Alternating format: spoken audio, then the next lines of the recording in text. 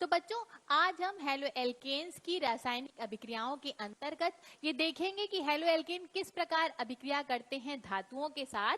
और बच्चों हम इसके अंतर्गत एक नाम अभिक्रिया का भी अध्ययन करेंगे जिसका नाम है वुड्स अभिक्रिया। ठीक, उसके बाद हम बढ़ेंगे हेलो एरीन की रासायनिक अभिक्रियाओं की तरफ और हम देखेंगे कि हेलो एरीन्स किस तरह अभिक्रिया करते हैं धातुओं के साथ।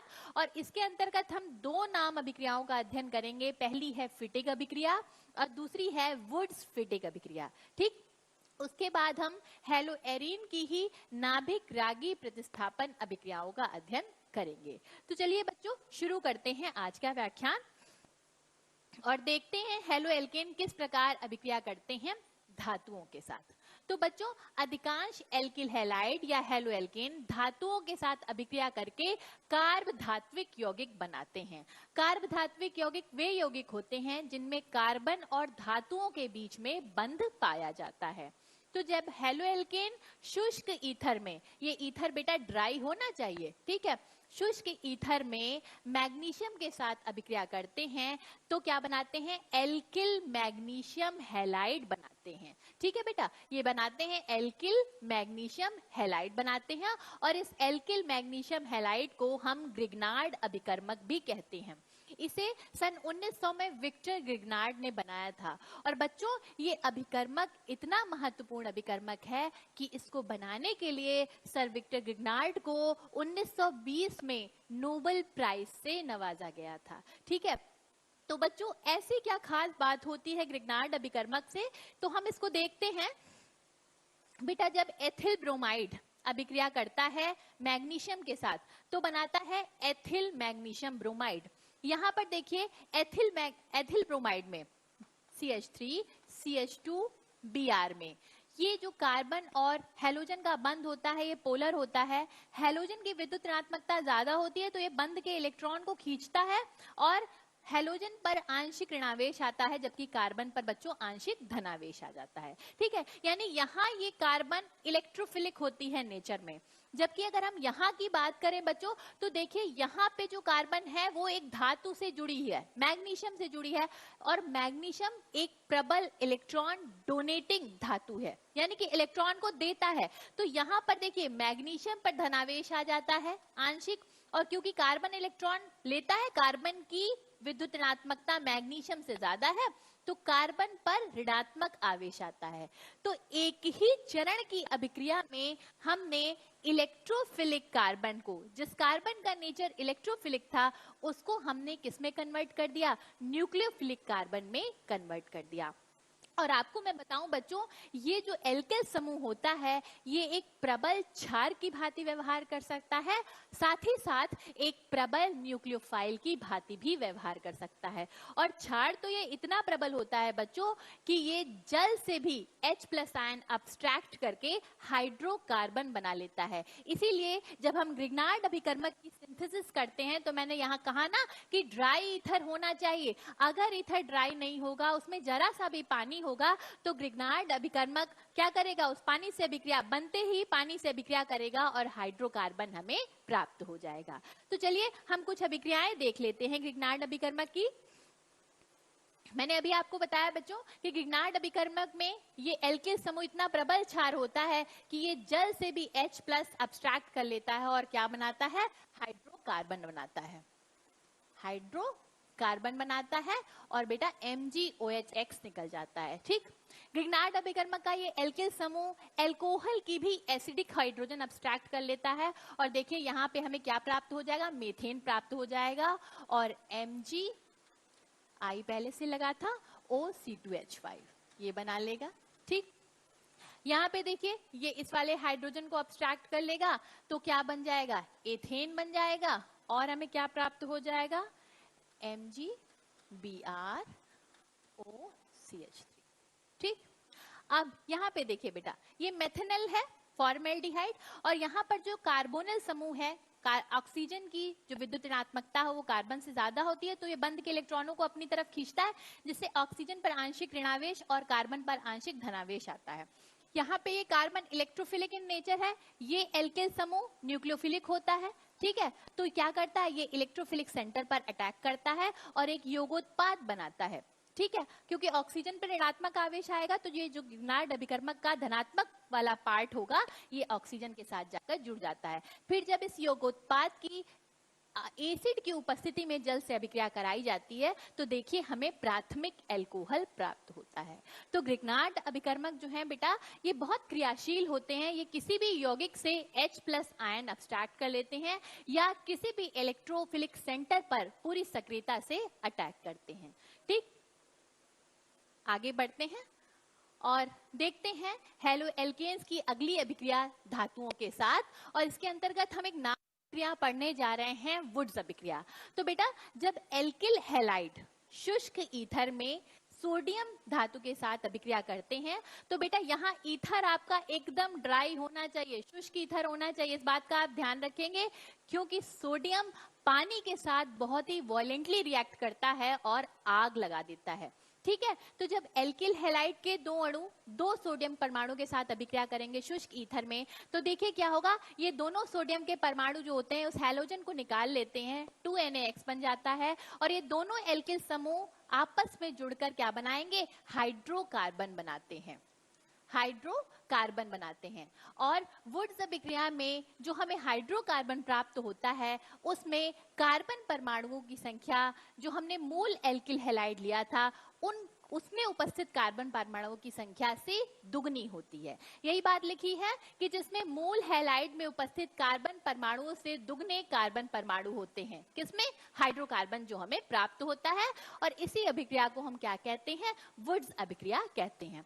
तो देखिए जब मेथिल क्लोराइड के दो अणु अभिक्रिया करते हैं सोडियम के दो परमाणुओं से शुष्क ईथर में तो ये सोडियम इन दोनों क्लोरीन को निकालकर क्या बनाता है, 2NaCl बनाता है और ये दोनों मेथिल जो हैं ये आपस में जुड़कर क्या बना लेते हैं बच्चों, एथेन बनाते हैं। ठीक, यहाँ पे हमने लिया है 2-क्लोरोप्रोपेन और 2-क्लोरोप्रोपेन जब अभिक्रिया करता है सोडियम के दो परमाणुओं से, ठीक, ईथर हमारा सॉल्वेंट है शुष्क ईथर, तो हमें क्या प्राप्त होता है, 2,3-डाइमिथिल ब्यूटेन प्राप्त होता है और NaCl निकल जाता है। तो यहाँ 2,3-डाइमिथिल ब्यूटेन में जितने कार्बन परमाणु हैं वो 2-क्लोरोप्रोपेन में उपस्थित कार्बन परमाणुओं की संख्या से जस्ट डबल हैं। तो बेटा इस अभिक्रिया का उपयोग हम वहां करेंगे जहां हमें कार्बन परमाणुओं की संख्या को बढ़ाना होगा। ठीक, आगे बढ़ते हैं और अब हम बात करेंगे हेलो एरीन्स की रासायनिक अभिक्रियाओं की। तो सबसे पहले हम यहाँ पे पढ़ने जा रहे हैं हेलो एरीन की रासायनिक अभिक्रियाएं धातुओं के साथ, और इसके अंतर्गत हम एक नाम अभिक्रिया पहले पढ़ने जा रहे हैं, फिटिक अभिक्रिया। तो बच्चों फिटिक अभिक्रिया बिल्कुल वुड्स अभिक्रिया के ही जैसी है, बस वुड्स अभिक्रिया में एल्किल हैलाइड का प्रयोग किया गया था, फिटिक अभिक्रिया में हम एरिल हैलाइड का प्रयोग करेंगे। तो देखिए फिटिक अभिक्रिया में क्या होता है, जब एरिल हैलाइड को शुष्क ईथर में सोडियम के साथ अभिकृत कराया जाता है तो देखिए क्या होता है, ये एरिल हैलाइड है, एरिल हैलाइड के दो अणु अभिक्रिया कर रहे हैं दो सोडियम के परमाणुओं से शुष्क ईथर में, तो क्या करता है सोडियम इन दोनों हैलोजन परमाणुओं को निकाल लेता है, 2NaX बनता है और ये दोनों जो एरिल ग्रुप होंगे ये आपस में जुड़कर क्या बना लेंगे, डाइफिनाइल बना लेते हैं। ठीक, तो यहाँ पे एक उदाहरण के माध्यम से समझिए, जब क्लोरोबेंजीन के दो अणु अभिक्रिया करते हैं दो सोडियम के परमाणुओं से शुष्क ईथर में तो हमें डाइफिनाइल प्राप्त होता है, NaCl निकल जाता है। ठीक, वहां वुड्स अभिक्रिया में एल्किल समूह जुड़ रहे थे, यहाँ दोनों एरिल समूह आपस में जुड़ जाएंगे फिटिक अभिक्रिया में। अगली अभिक्रिया हम देखते हैं वुड्स फिटिक अभिक्रिया। देखिए नाम से ही क्लियर है कि दोनों अभिक्रियाओं को मिला दिया गया है। तो यहाँ पर एल्किल हैलाइड तथा एरिल हैलाइड का मिश्रण जब सोडियम के साथ शुष्क ईथर की उपस्थिति में गर्म किया जाता है तो हमें क्या प्राप्त होता है बच्चों, एल्किल एरीन प्राप्त होता है। तो देखिए यहाँ पे एक अणु एल्किल हैलाइड का होगा, एक एरिल हैलाइड का, जब सोडियम धातु के साथ अभिक्रिया कर रहे हैं शुष्क ईथर में तो देखिए जो सोडियम है वो इनका भी X निकाल लेगा और इनका भी X निकाल लेगा, 2NaX बन जाएगा और ये जो एल्किल समूह है ये बेंजीन रिंग के साथ जुड़ जाएगा और हमें क्या प्राप्त होगा, एल्किल एरीन प्राप्त होगा। यहाँ पे देखिए जब मेथिल क्लोराइड और क्लोरोबेंजीन अभिक्रिया कर रहे हैं सोडियम धातु के साथ तो देखिए क्या प्राप्त होता है, हमें टालुइन प्राप्त होता है और NaCl निकल जाता है। ये जो एल्किल समूह है हमारा ये बेंजीन रिंग से जुड़ जाता है। ठीक, तो ये अभिक्रिया कौन सी अभिक्रिया कहलाती है बच्चों, वुड्स फिटिक अभिक्रिया। ठीक, आगे बढ़ते हैं बच्चों। अब हम बात करते हैं हेलो एरिन्स की नाभिक रागी प्रतिस्थापन अभिक्रियाओं की। बच्चों, हमने हेलो एल्केन्स की नाभिक रागी प्रतिस्थापन अभिक्रियाओं के बारे में पढ़ा था और हेलो एल्केन्स जो होती हैं बहुत ही सुगमता से नाभिक रागी प्रतिस्थापन अभिक्रियाएं देती हैं, SN1 और SN2 अभिक्रियाएं देती हैं। और आपने ये भी देखा था कि भिन्न भिन्न प्रकार के न्यूक्लियोफाइल का प्रयोग करके हम भिन्न भिन्न क्रियात्मक समूह युक्त यौगिक बना सकते थे। लेकिन अगर हम हेलो एरीन में देखें तो हेलो एरीन जो होती हैं वो नाभिक रागी प्रतिस्थापन अभिक्रियाओं के प्रति कम क्रियाशील होती हैं, यानी न्यूक्लियोफिलिक सब्स्टिट्यूशन रिएक्शन के लिए ये कम एक्टिव होती हैं हेलो एरीन। तो आइए उनका कारण जानने का प्रयास करते हैं। तो पहला कारण है अनुनाद प्रभाव यानी रेजोनेंस का इफेक्ट। तो देखिए क्या होता है बच्चों, हेलो एरीन में जो हेलोजन परमाणु है वो बेंजीन रिंग से डायरेक्टली लगा होता है और उस हेलोजन परमाणु पे लोन पेयर ऑफ इलेक्ट्रॉन होते हैं जो बेंजीन रिंग के साथ किसमें होते हैं, कॉन्जुगेशन में होते हैं। हिंदी में उस कॉन्जुगेशन को कहते हैं संयुग्मन, यानी बेंजीन रिंग के साथ कॉन्जुगेशन में होते हैं और जिनकी विभिन्न अनुनादी संरचनाएं पाई जाती हैं। ठीक है, डिफरेंट रेजोनेटिंग स्ट्रक्चर पाए जाते हैं। और यहाँ इन रेजोनेटिंग स्ट्रक्चर्स में बच्चों आप देख सकते हैं कि कार्बन और हेलोजन के बीच में आंशिक द्विबंध पाया जाता है। ठीक, आंशिक द्विबंध का गुण है और यहाँ पर कार्बन और हेलोजन के बीच जो ये आंशिक द्विबंध है उसको तोड़ना हेलो एल्केन्स के कार्बन हेलोजन बंध को तोड़ने से थोड़ा सा मुश्किल होता है। इसी वजह से हेलो एरीन जो होती हैं वो न्यूक्लियोफिलिक सब्स्टिट्यूशन के लिए कम क्रियाशील होती हैं। इनके कुछ और भी कारण हैं, उनको भी पहले हम जानते हैं। ठीक है, ये तो एक कारण है। देखिए, दूसरा कारण है कि कार्बन हेलोजन आबंध में कार्बन परमाणुओं के संकरण में अंतर। तो देखिए बेटा, जो एल्किल हैलाइड होते हैं यानी हेलो एल्केन में जिस कार्बन से हेलोजन जुड़ा होता है वो sp3 संकरित होता है, जबकि हेलो एरीन में जिस कार्बन से हेलोजन जुड़ा होता है वो sp2 संकरित होता है। और sp2 संकरित कार्बन में s कैरेक्टर ज्यादा है। एस कैरेक्टर ज्यादा होने के कारण ही ये कार्बन जो होता है हेलो एरीन का कार्बन वो अधिक विद्युत ऋणात्मक होता है और अधिक विद्युत ऋणात्मक होने के कारण ये इस बंध के कार्बन हेलोजन बंध के इलेक्ट्रॉनों को सुदृढ़ता पूर्वक पकड़े रहता है। ये कार्बन अधिक विद्युत ऋणात्मक है, इसीलिए इस कार्बन और हेलोजन बंध की जो पोलैरिटी होती है बच्चों वो भी क्या होती है, कम हो जाती है। इसीलिए इस बंध को तोड़ना क्या होता है, मुश्किल होता है। दूसरा, अभी आपने रेजोनेंस इफेक्ट में देखा, अनुनाद प्रभाव में देखा कि कार्बन हेलोजन बंध में हेलो एरीन में आंशिक द्विबंध का गुण पाया जाता है। तो इस बंध की जो लंबाई होती है देखिए वो कम होती है, 169 पिकोमीटर होती है, जबकि हेलो एल्केन में इस कार्बन हेलोजन बंध की लंबाई 177 पिकोमीटर होती है। तो हमें पता है जो बंध लंबा है उसको तोड़ना आसान होगा। तो यहाँ पे हेलो एल्केन का कार्बन हेलोजन बंध तोड़ना आसान होता है, जबकि क्योंकि ये बंध छोटा होता है इसको तोड़ना इतना आसान नहीं होता है। इसी कारण हेलो एरीन जो होती हैं वो न्यूक्लियोफिलिक सब्स्टिट्यूशन रिएक्शन के लिए कम क्रियाशील होती हैं। कुछ और भी कारण है, उनको भी जानते हैं बच्चों। अगला कारण है फेनिल धनायन का अस्थायित्व। बच्चों, जब हमने हेलो एल्केन में न्यूक्लियोफिलिक सब्स्टिट्यूशन रिएक्शन पढ़ा था तो वहां हमने देखा था कि न्यूक्लियोफिलिक सब्स्टिट्यूशन रिएक्शन दो तरीके से होता था, एक तो SN1 और दूसरा SN2।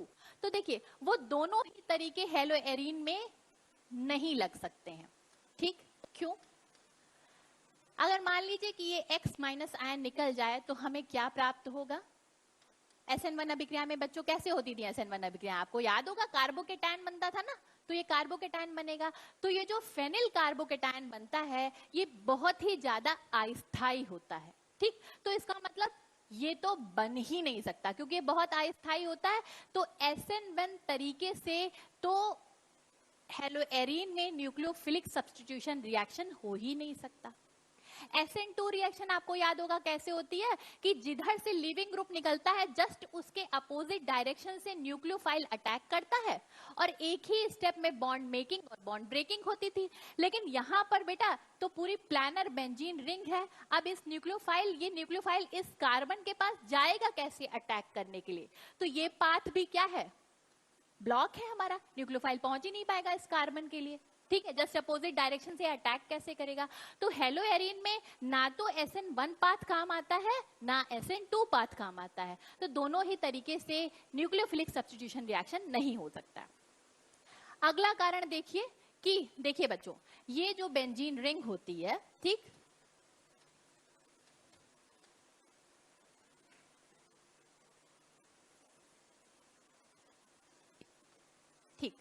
इसमें 6 पाई इलेक्ट्रॉन है हेलोएरिन की, ठीक, 6 पाई इलेक्ट्रॉन है, यानी कि यहाँ पे इलेक्ट्रॉन डेंसिटी खुद ही ज्यादा है। न्यूक्लियोफाइल भी एक इलेक्ट्रॉन रिच स्पीशीज है, ठीक है। तो बेटा 2 इलेक्ट्रॉन रिच स्पीशीज हैं, इनके पास भी इलेक्ट्रॉन ज्यादा है, इनके पास भी इलेक्ट्रॉन ज्यादा है, तो ये एक दूसरे के पास वैसे भी नहीं आना चाहती हैं, क्योंकि इन दोनों में ही क्या होता है, प्रतिकर्षण होता है। तो देखिए अगला पॉइंट यही है, संभावित प्रतिकर्षण के कारण इलेक्ट्रॉन धनी नाभिक रागी यानी इलेक्ट्रॉन रिच न्यूक्लियोफाइल का इलेक्ट्रॉन धनी एरीन की ओर जाने की संभावना कम होती है। ये भी इलेक्ट्रॉन रिच है, ये भी इलेक्ट्रॉन रिच है, तो ये दोनों एक दूसरे के पास जाना नहीं चाहते हैं, ठीक। तो ये कुछ कारण हुए जिनकी वजह से हेलोएरिन न्यूक्लियोफिलिक सब्स्टिट्यूशन रिएक्शन के प्रति कम क्रियाशील होती हैं। पहला अनुनाद प्रभाव पढ़ा, दूसरा हमने कार्बन परमाणु का संकरण, तीसरा है जो फेनिल कार्बोकैटायन का अस्थायित्व, और दूसरा है कि न्यूक्लियोफाइल भी और हेलोएरिन भी हमारी इलेक्ट्रॉन रिच होती है। आगे हम बढ़ते हैं, ठीक, और देखते हैं बच्चों, फिर भी बाय हुक और बाय क्रुक अगर हमें न्यूक्लियोफिलिक सब्स्टिट्यूशन रिएक्शन करानी ही है हेलोएरिन पर, तो क्या होता है, हम क्या करते हैं, बहुत एडवर्स कंडीशन जैसे बहुत ज्यादा हाई टेम्परेचर या बहुत ज्यादा हाई प्रेशर लगा दें तो क्या हो जाएगा, न्यूक्लियोफिलिक सब्स्टिट्यूशन रिएक्शन हो जाएगी, ठीक है। तो जैसे क्लोरोबेंजीन की जब हम अभिक्रिया कराते हैं सोडियम हाइड्रोक्साइड से 623 केल्विन ताप और 300 एटमॉस्फेरिक प्रेशर पर, और उसके बाद उसकी अम्ल से अभिक्रिया करा दें, तो हमें क्या प्राप्त हो जाता है, फिनॉल प्राप्त हो जाता है। तो एकदम हम जब बहुत ज्यादा टेम्परेचर या बहुत ज्यादा प्रेशर लगाएंगे तो हेलोएरिन जो होते हैं वो न्यूक्लियोफिलिक सब्स्टिट्यूशन रिएक्शन देते हैं, ठीक, कुछ और रिएक्शन देते हैं। अब बच्चों हमने क्या किया, पहले हमने क्लोरोबेंजीन की अभिक्रिया कराई थी NaOH के साथ 623 केल्विन टॉप पे, तब हमें फिनॉल प्राप्त हुआ था और 300 एटमॉस्फेरिक प्रेशर पे। लेकिन यहां पर अब जब देखते हैं कि जब हम पैरा पोजीशन पे, मैं आपको पहले भी पोजीशंस बता चुकी हूँ लेकिन एक बार और आपको बता देती हूँ, 1 2 3 4 5 और 6, बेटा यहाँ जो 2 और 6 पोजीशन होती हैं वो कहलाती हैं ऑर्थो पोजीशन, 3 और 5 पोजीशन जो होती हैं वो मेटा पोजीशन कहलाती है, और जो 4 पोजीशन होती है वो कौन सी पोजीशन कहलाती है, पैरा पोजीशन। तो अगर हम पैरा पोजीशन पे एक नाइट्रो समूह इंट्रोड्यूस कर देते हैं, एक समूह लगा देते हैं, तो हम देखते हैं कि वही अभिक्रिया जो पहले 623 केल्विन ताप पर हो रही थी और 300 एटमॉस्फेरिक प्रेशर पर, वो अब 443 केल्विन ताप पर ही हो जाती है। प्रेशर तो हमें लगाना ही नहीं पड़ता और हमें पैरा नाइट्रोफिनॉल प्राप्त हो जाता है, ठीक। कुछ और रिएक्शन देखते हैं बच्चों। तो देखिए अब हमने ऑर्थो पे भी एक नाइट्रो लगा दिया और पैरा पे भी एक नाइट्रो लगा दिया, तो ये बन गया 2,4 डाइनाइट्रोक्लोरोबेंजीन। अब अभिक्रिया देखिए, जो अभी अभिक्रिया एक नाइट्रो समूह लगाने पर 443 केल्विन ताप पे हो रही थी, वो अब 368 केल्विन ताप पर ही हो जाती है और हमें 2,4 डाइनाइट्रोफिनॉल प्राप्त हो जाता है, ठीक। और अगर देखिए क्या हमने किया, अब हमने 2 4 6 दोनों ऑर्थो पोजीशन पर इलेक्ट्रॉन विड्रॉइंग यानी इलेक्ट्रॉन को अपनी ओर खींचने वाला समूह लगाया है। नाइट्रो समूह बेटा कैसा होता है, इलेक्ट्रॉन को अपनी तरफ खींचता है। दोनों ऑर्थो समूह पे भी नाइट्रो समूह लगा दिया है और एक पैरा पोजीशन पे भी नाइट्रो समूह लगा दिया है। ये है 2 4 6 ट्राई नाइट्रोक्लोरोबेंजीन। तो देखिए अब तो हमें NaOH की भी जरूरत नहीं पड़ रही है, कोई एक्स्ट्रा ताप नहीं लगाना है, इसकी हम केवल गर्म पानी से अभिक्रिया करा दें तो हमें 2,4,6 ट्राइनाइट्रोफिनॉल प्राप्त हो जाता है। इसको हम पिक्रिक अम्ल भी कहते हैं। तो एक चीज आपने इन सारे रिएक्शन से नोटिस की, जैसे जैसे हम ऑर्थो या पैरा पोजीशन पे कोई इलेक्ट्रॉन विड्रॉइंग यानी इलेक्ट्रॉन को जो अपनी तरफ खींचते हैं ऐसा समूह लगा रहे हैं, तो रिएक्शन क्या होती जा रही है बच्चों, फेवरेबल होती जा रही है ना। कम टेम्परेचर पे हो जाती है, कम प्रेशर तो लगाना ही नहीं पड़ा हमें, है ना। तो उसका रीजन जानने की कोशिश करते हैं कि ऐसा क्यों हुआ।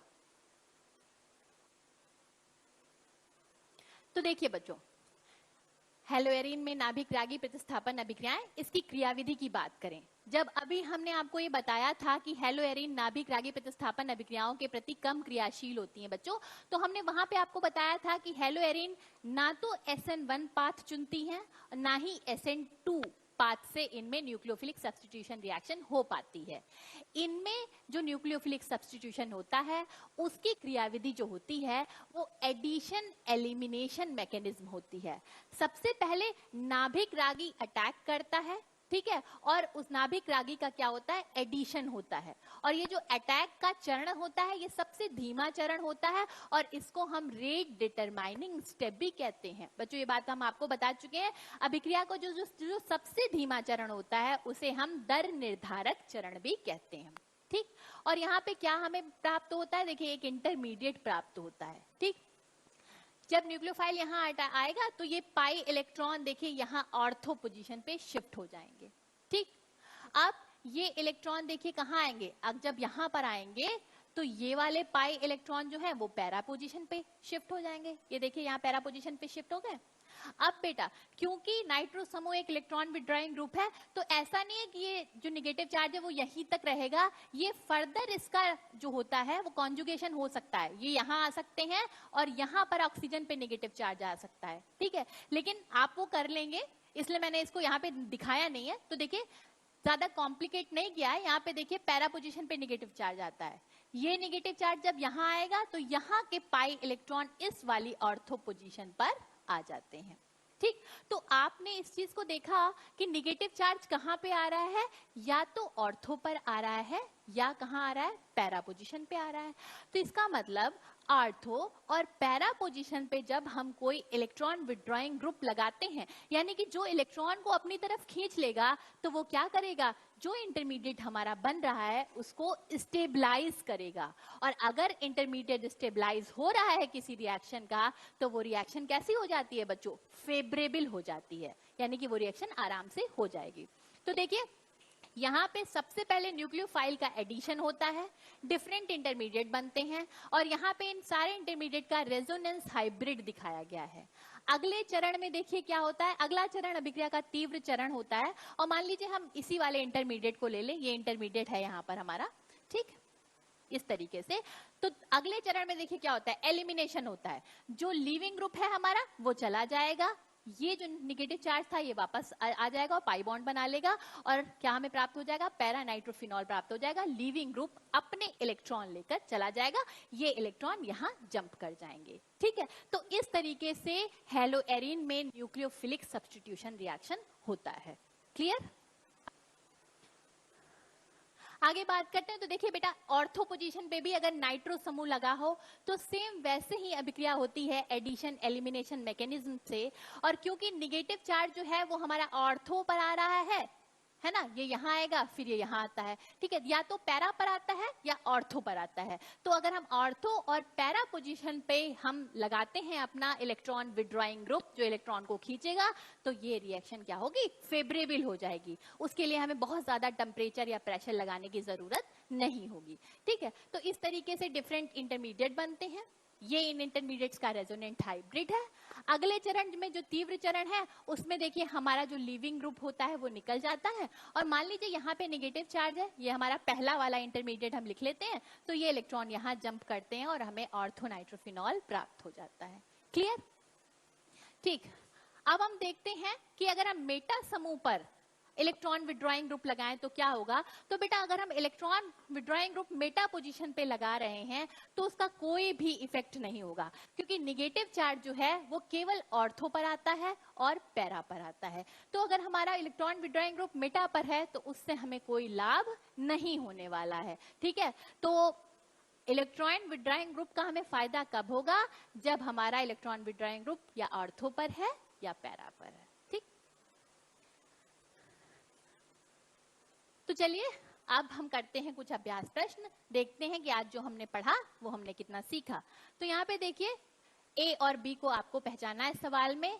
एल्किल ब्रोमाइड है, ये साइक्लोहेक्सिल ब्रोमाइड कह लीजिए इसको, ये वही है और ये मैग्नीशियम से अभिक्रिया कर रहा है। तो देखिए ये कार्ब धात्विक यौगिक बनाएगा, ठीक है। तो MgBr बना लेगा, ये हमारा कंपाउंड ए हो जाएगा। ठीक, हमें पता है जब ये ग्रिग्नार्ड अभिकर्मक भी है, जब ये जल से अभिक्रिया करता है तो ये जल से भी H+ आयन अब्स्ट्रैक्ट कर लेता है। तो देखिए जल से अब H+ आयन अब्स्ट्रैक्ट कर लेगा तो क्या बना लेगा बच्चों, साइक्लोहेक्सेन बना लेगा। ये कंपाउंड हमारा कौन सा हो जाएगा, B हो जाएगा, और क्या बन जाएगा, MgOH-Br। ठीक, तो इस तरीके से ये A है और ये B है। अगला सवाल देखते हैं। हाँ, अगला सवाल बच्चों बहुत इंपॉर्टेंट है और इसको बहुत अच्छे से समझिएगा। ये आपका IIT एडवांस 2014 का क्वेश्चन है और लगभग हर कंपटीशन की बुक में आपको मिल जाएगा। तो देखो बच्चों, यहाँ पे न्यूक्लियोफिलिक सब्स्टिट्यूशन रिएक्शन हो रहा है, ठीक है। एक एल्किल हैलाइड है और एक एरिल हैलाइड है। आपको पता है एल्किल हैलाइड एरिल हैलाइड से ज्यादा सक्रिय होते हैं, तो यहाँ पे ये कंफ्यूजन बिल्कुल मत करिएगा कि यहाँ भी सब्स्टिट्यूशन हो सकता है। यहाँ पे इसका ही होगा क्योंकि एल्किल हैलाइड ज्यादा क्रियाशील होते हैं न्यूक्लियोफिलिक सब्स्टिट्यूशन के लिए। अब ये कौन सा हैलाइड है, बेंजाइल हैलाइड है, ठीक है। जो कार्बन बेंजीन रिंग से जुड़ा हो और उस पे हैलोजन लगा होता है तो वो बेंजाइल हैलाइड होता है, ठीक। बेंजाइल हैलाइड की ये खासियत होती है बच्चों कि वो SN1 क्रियाविधि के द्वारा भी अभिक्रिया दे सकते हैं, ठीक है, और SN2 क्रियाविधि के द्वारा भी अभिक्रिया दे सकते हैं। SN1 के द्वारा कार्बोकैटायन बनेगा और बेंजिल कार्बोकैटायन रेजोनेंस के द्वारा ज्यादा स्थायित्व प्राप्त करता है, और SN2 अभिक्रिया में बेंजीन रिंग की वजह से ट्रांजिशन स्टेट जो होती है वो ज्यादा स्टेबलाइज करती है। लेकिन अब यहाँ पे इस ग्रुप जो होता है, ये जो ग्रुप लगा है, ये जो है ये डिसीजन मेकिंग करने में आपको सहायता करेगा।